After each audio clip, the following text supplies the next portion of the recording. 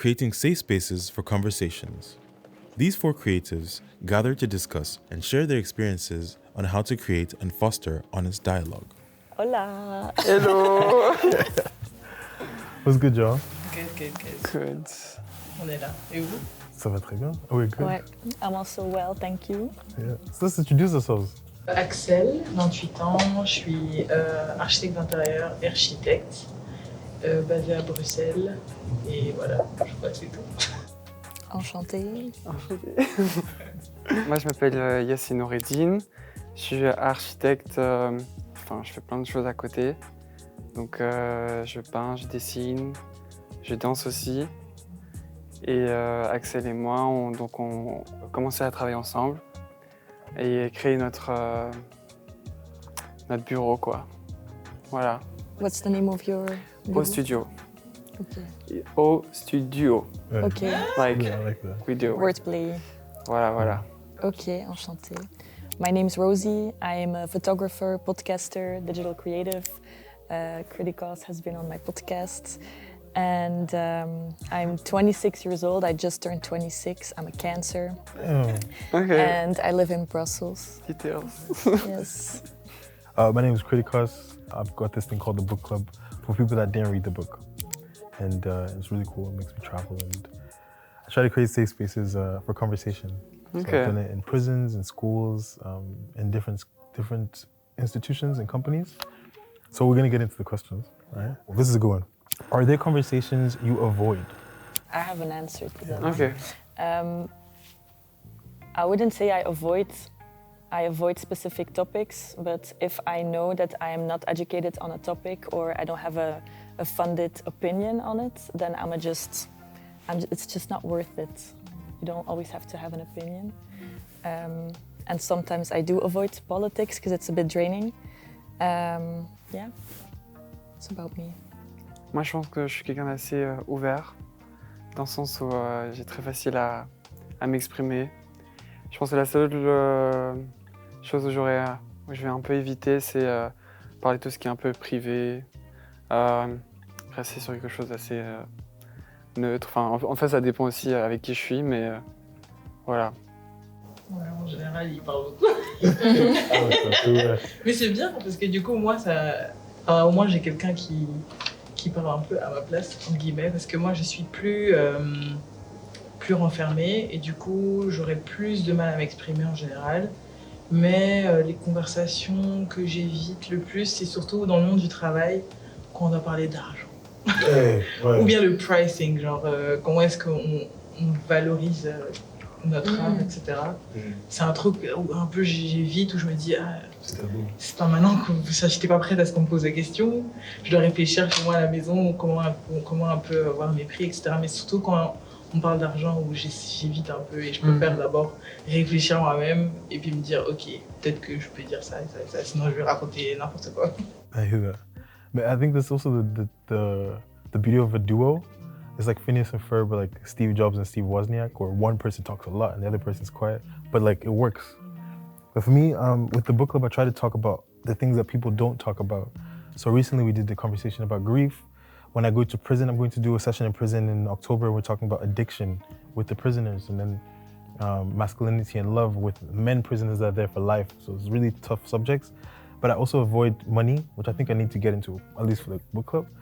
And then I try to avoid hosting book clubs on women or femininity, because it's not my place. Yeah. You know. So then when I have conversations like that, then I ask a woman to host, and then An expert.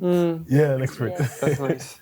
What is a mistake most people make when doing what you do? My advice to other podcasters is to not expect your podcast to resonate with everyone.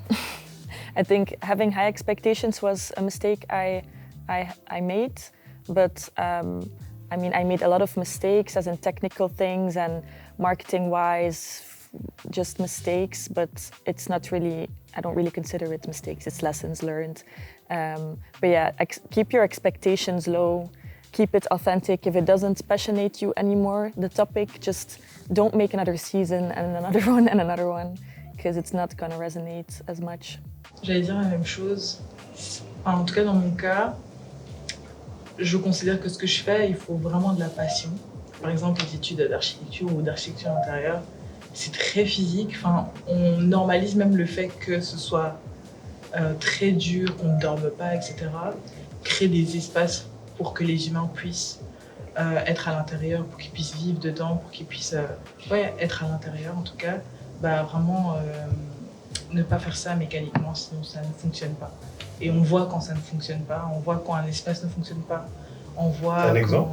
Par exemple, je sais pas, il y a des aménagements d'intérieur ou des espaces où on vit, où on voit que la manière dont, je sais pas moi, une cuisine a été designée ne fonctionne pas du tout. Enfin, il y a beaucoup d'erreurs comme ça où, par rapport à la fonction qui va être faite par l'humain qui va habiter cet espace, l'espace par exemple peut être un peu trop petit, ou bien il y a des portes qui peuvent se cogner, il y a des trucs, il y a plein de configurations qui peuvent faire que ça ne fonctionne pas en fait. Quand on conçoit un espace, se dire moi si je suis à l'intérieur, comment est-ce que je vais le vivre?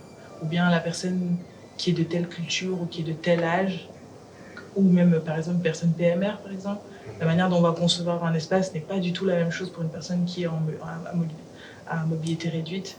Ouais. Donc faut voir un peu comment aussi on aménage par rapport à ces personnes-là, quoi. Sinon c'est juste des trucs vides, quoi. Puis de ça. Moi, j'avoue que je ne sais pas trop comment aborder cette question parce que aller en architecture, tu peux faire 1000 erreurs.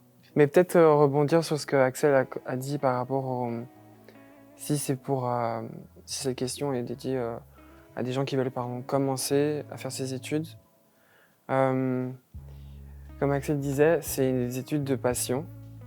Mais je dirais que c'est des choses qui doivent un peu changer la manière dont c'est présenté, où on est obligé de faire des nuits blanches.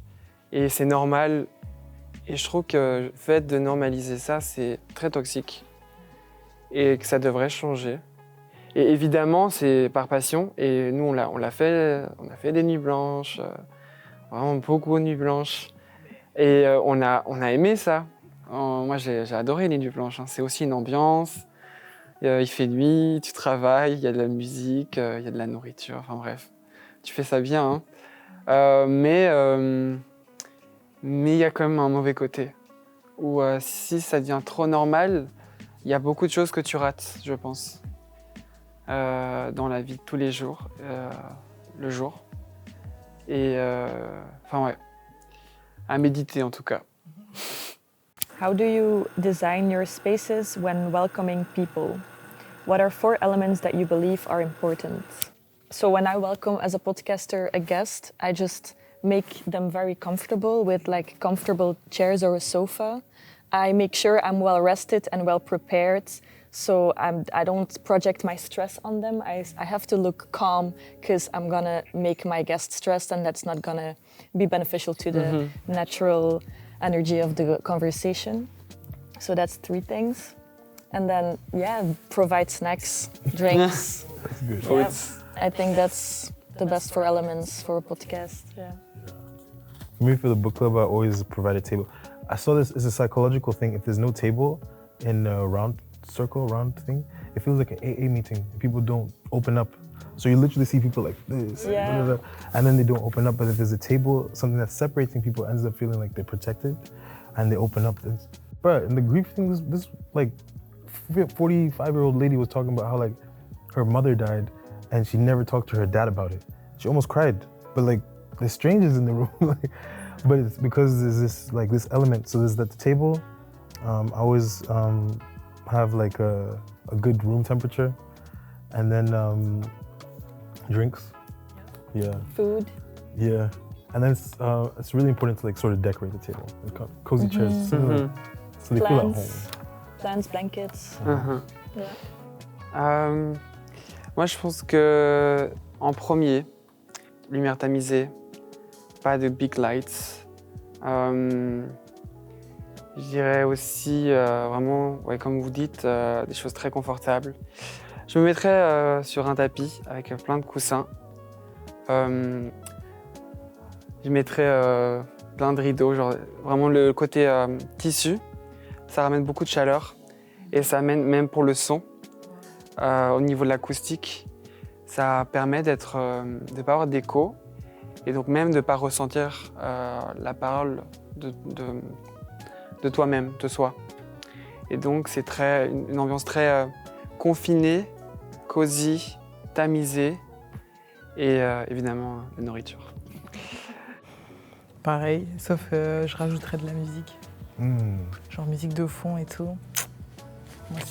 Moi, quand je coiffe, du coup, c'est un peu ça, vraiment une bonne chaise bien confortable, une bonne table, de la musique et quelque chose à manger. Toujours important. Les gens dorment. Ah ouais? Ah ouais, c'est ma chaise. Ouais, Chez Axel, chaque cliente, elle dort après 1 heure. Incroyable. Ouais, et là, je me dis, ouais, ça c'est bon. Cool, c'est fini. Hein? Trop bien. All right. Thank you all. Te griet.